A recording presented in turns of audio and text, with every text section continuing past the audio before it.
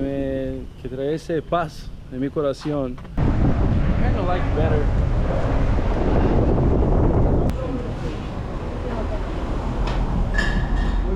All right, what is going on YouTube? I'm here with my friend Marcos, and we're in Rio de Janeiro, and we're at the Christ the Redeemer monument now, which is very famous in Rio.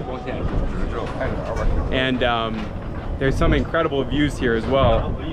Marcus, what do you have to say? Well, we got a special day. There's not even one cloud around. And we're here in this iconic mountain called Corcovado, and here one of the 7 new wonders. And Marcos was saying May is actually the best time to come. You know, February, January are busy months. Oh yeah. Make no mistake, if you're thinking about coming to Rio, May is just perfect. No lines and the best weather. Yeah, better weather. And cheaper. And cheaper. Cheaper hotels, restaurants, and everything. And so we're here at the top now, so.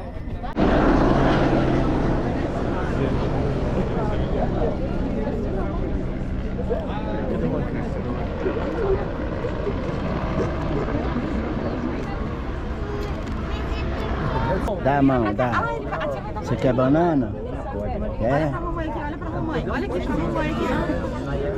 All right, and now we're leaving Christ the Redeemer, and Marcos and I are gonna go to the neighborhood known as Santa Teresa, right? Right.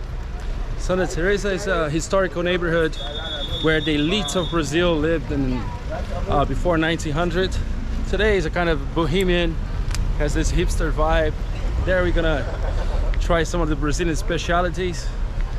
So can't wait. Yeah, so Marcos knows all the spots here in Rio de Janeiro, and we're still in Tijuca Forest, but where are we now, Marcos? We are at Dona Marta. It's a lookout point inside the national park, Tijuca, and the largest urban forest in the world. And you said this helicopter pad was last used by Michael Jackson? Yeah, it has been non-active for decades, but they opened an exception for Michael Jackson. Michael Jackson made a video clip called They Don't Really Care About Us in a favela, and to get to the favela, the access was made through the forest, and he landed here. Wow. So we'll see. So this was the helicopter pad.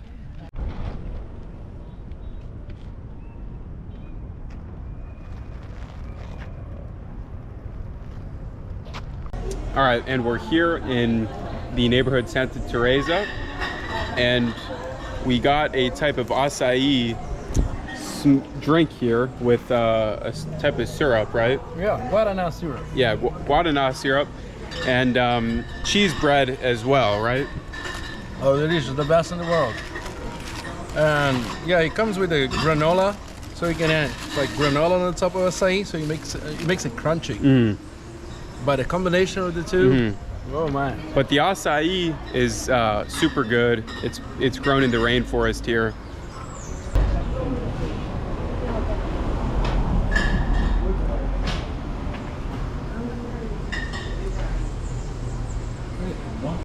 All right, and now we're here in the neighborhood Santa Teresa, like we were telling you. And another interesting thing about Marcos and a lot of people in Brazil is they speak several languages. So, you know, he speaks, what do you speak? Espanol, parlo italiano, of course I speak English, and Portuguese is my mother language. And Portuguese. And so that's, you know, a super interesting thing about a lot of people here. And Marcos, nuestros queridos oyentes, ellos quieren saber de ti. ¿Cómo ha sido tu experiencia en el amor aquí en Rio de Janeiro? Bueno, depende de qué tipo de amor. Un amor serio con una persona que ahora tengo una novia, pero tardé mucho a encontrar una persona que traese paz en mi corazón. Yo creo que las relaciones en Rio de Janeiro no son fáciles. Aquí hay muchas tentaciones, mucha gente guapa, bonita, entonces encontrar una persona que tiene el exterior, el interior Bonita, ¿no? bonito es una misión. Yeah. Llevé 3 años para encontrar. Es un reto, ¿no? Sí. Pues supongo que en todo el mundo es difícil encontrar una buena persona, pero so that's kind of an interesting you know, fact about Marcos and, you know, his lifestyle here in Rio. But you know, like I said, we're here in the neighborhood Santa Teresa, and I'll show you the view right now. And you could see the favelas there, and the favelas are just the kind of like the slums, right? Yeah, shanty towns, you could say. Yeah, shanty towns. And they're right in between the rich areas, and they also they are in like iconic mountains. They got great views. It's very unusual to see poor people looking down at rich people. Yeah, I could imagine. All right, and I'm about to walk down the Selarón steps, which is another famous tourist attraction here in Rio de Janeiro. The steps were made by a famous Chilean artist, but we'll see what they look like here.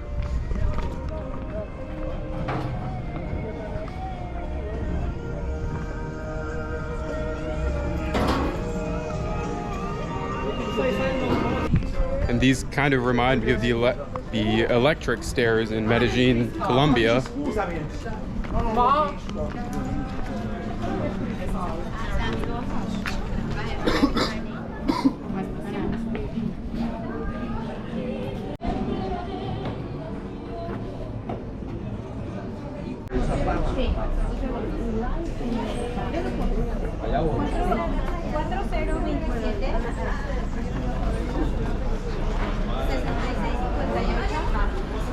And we're now at the base of Sugarloaf Mountain at this beach called the Red Beach, and it's kind of a beautiful view here.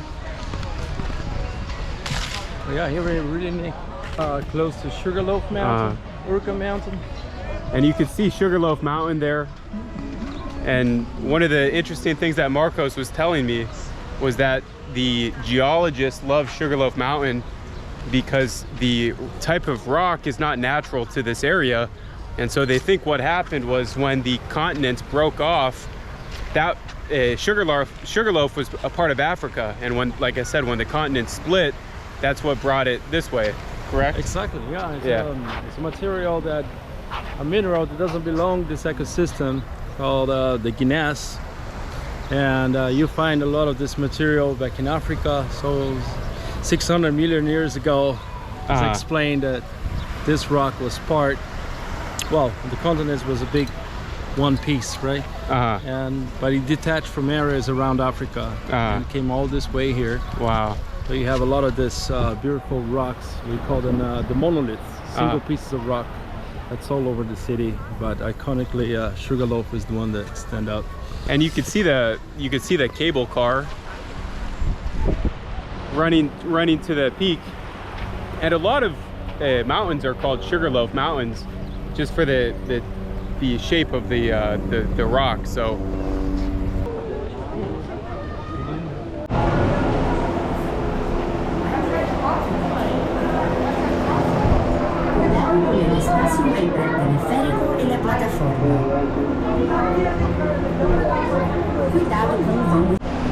And we're at the first stop on the way to Sugarloaf Mountain, and this cable car system was the third one ever built, and so that's kind of a reason why Brazil has pride.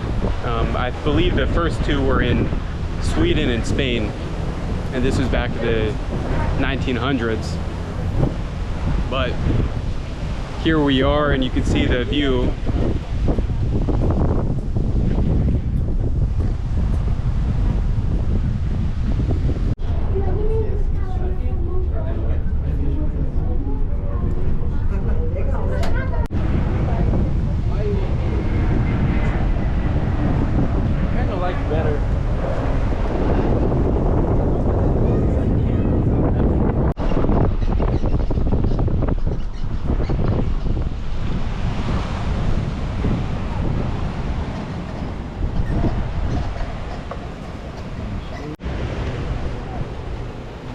And we're walking up to this outdoor gym here, which is pretty cool.